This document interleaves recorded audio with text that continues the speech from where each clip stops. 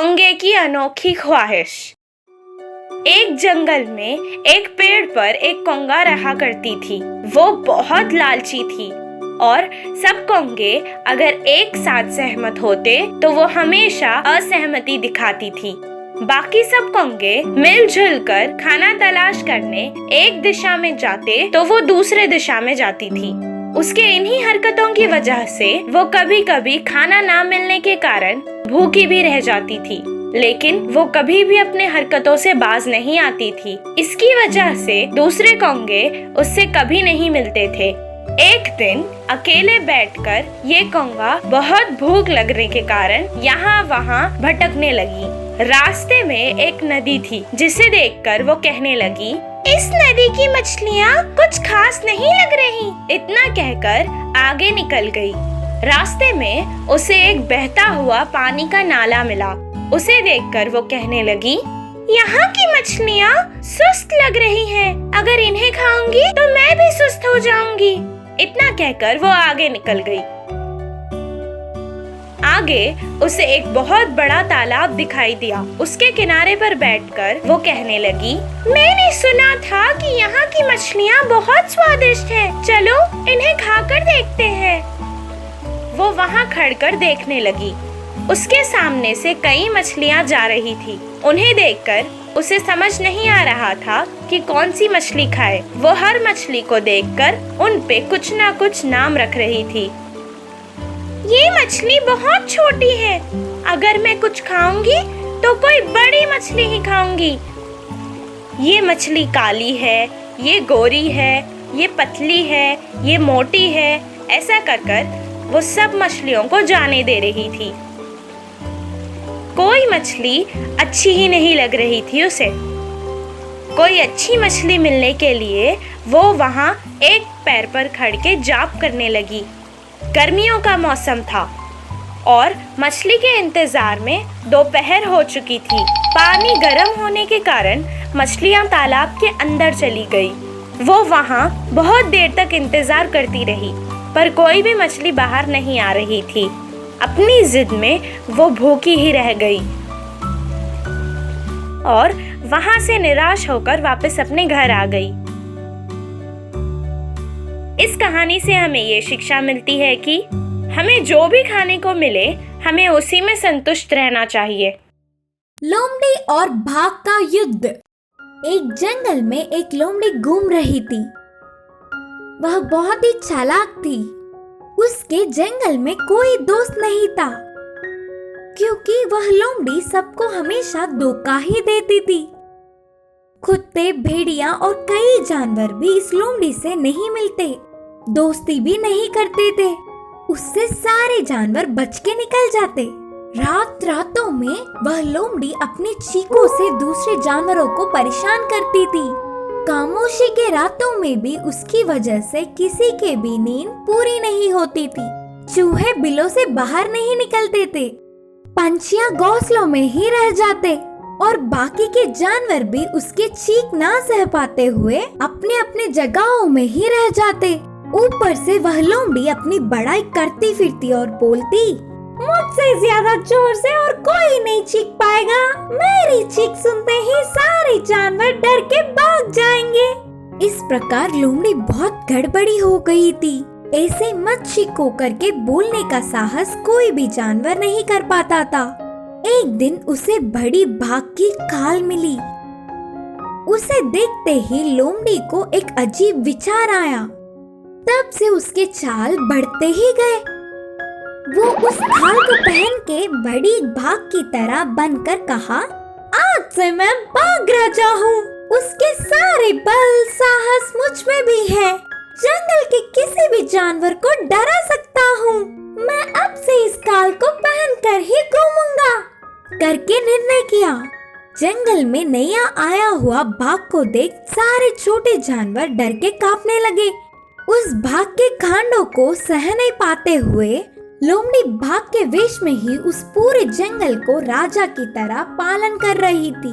ऐसे कुछ दिन बीत गए। एक दिन वह लोमड़ी जंगल के एक कोने में गई।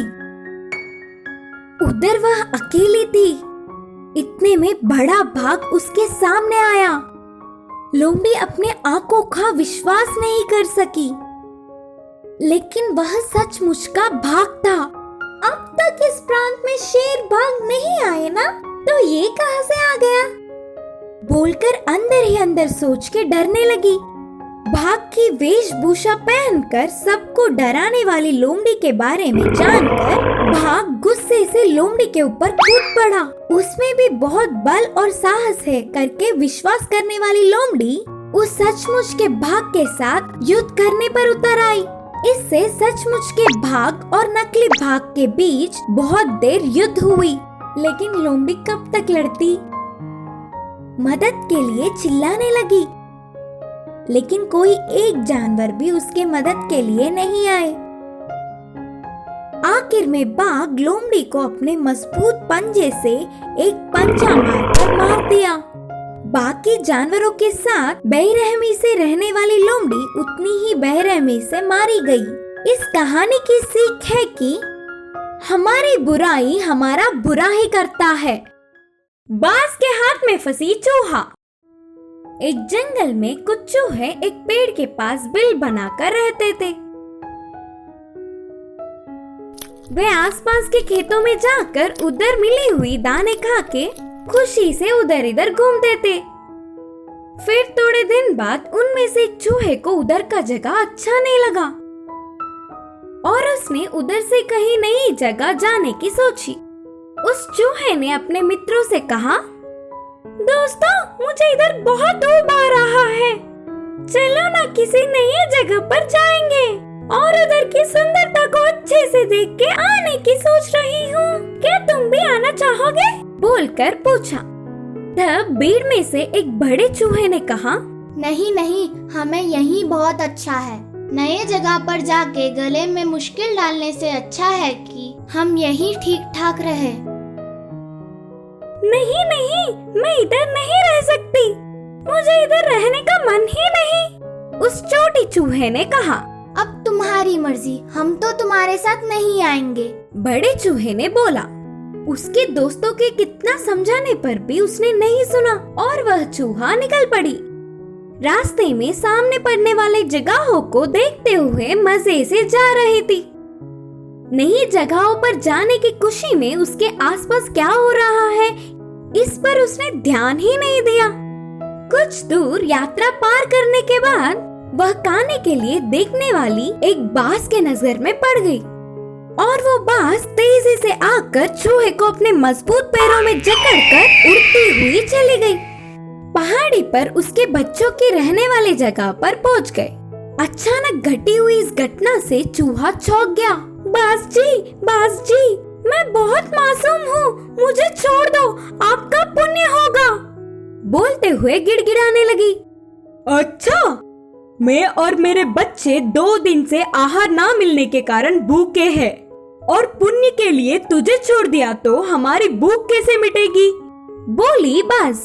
वह क्षण में चूहे को अपने बड़ों की बात ना मानने पर बहुत दुख हुआ। देखो बच्चों, तुम्हारे कब से पूछ रहे चूहे को लाई हूँ। इसके मांस को तुम सब एक समान बांटकर खाओ। बोलकर माँ बाज के कहने पर बच्चे खुशी से उछल पड़े।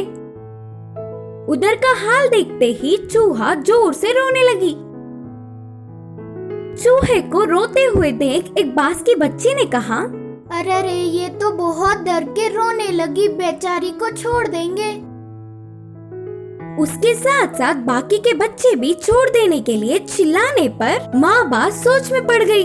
बाज जी, मुझे बिना मारे छोड़ देंगे तो आपके बच्चों से दोस्ती करूंगी और उनकी किसी भी मुश्किल में मदद करूंगी। चूहे ने कहा। हाँ, तू क्या हमारी मदद करेगी? बोलते हुए बाज हंसने लगी। चलो ठीक है, मेरे बच्चों के कहने पर तुम्हें बिना कुछ किए छोड़ रही हूँ। तब से वह चूहा उधर ही रहकर बाज के बच्चों से दोस्ती से रहने लगी। एक दिन खाने के लिए बाज के बाहर जाने पर शिकारी के जाल में उसके बच्चे फंस गए। बाज के बच्चे भाग न पाते हुए बचाओ करके चीखने लगे। उन चीखों को सुनने वाली चूहा अपने बिल से बाहर निकलकर जाल में फंसे हुए बाज के बच्चों को देखी और जल्दी से जाकर जाल काट के उन्हें बाहर निकाली। इससे उस बाज के बच्चों ने सांस लिया। शाम को वापस लौटने वाली बाज अपने बच्चों से पूरी बात जानकर चूहे का धन्यवाद किया। उतना ही नहीं, बदले में उसे उसके पुरानी जगह पर छोड़ आई।